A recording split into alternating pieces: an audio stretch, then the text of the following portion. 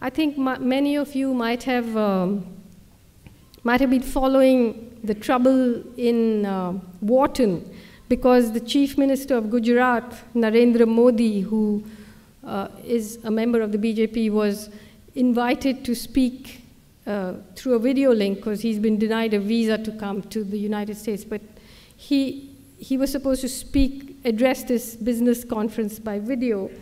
And some professors ran a campaign against, petitioned the university to disinvite him, and he was disinvited.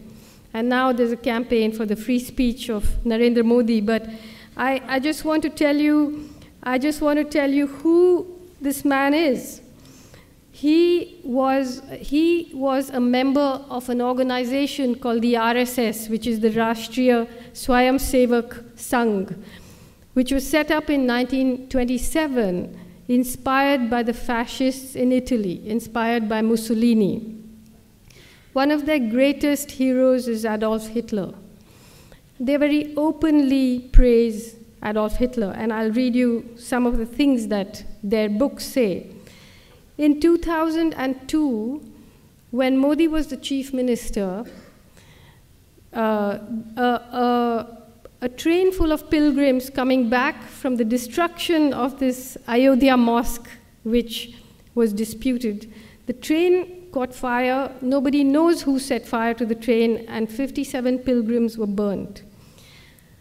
In reaction to that, under his watch, right-wing Hindu mobs went crazy in Gujarat. They burnt and killed and raped, and something like between 1,000 and 2,000 Muslims were massacred openly on the streets of Gujarat. 100,000 people were driven from their homes. The people who did the killing were helped by the police. There was a member of the Legislative Assembly called Ehsan Jafri, who had the temerity to stand against Modi in the elections. His house was surrounded by a mob of 20,000 people. He made something like 200 phone calls asking for help. The police vans came there and went away. They didn't do anything. The mob surrounded the house. Ehsan Jafri came down and said, look, there were many people sheltering in his house. He came down and he said, look, do what you like to me, but let the women be, let the people who are taking shelter in my place be. They cut off his arms, they cut off his legs, they dragged his body around the place, and then they killed all the people there.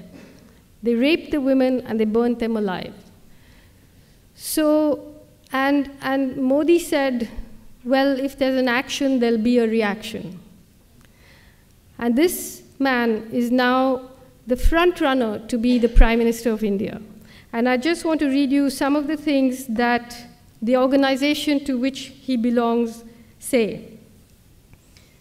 These are some excerpts from a book called We or Our Nationhood Defined by M.S. Golwalkar, who succeeded Dr. Hedgewar as head of the RSS in 1940.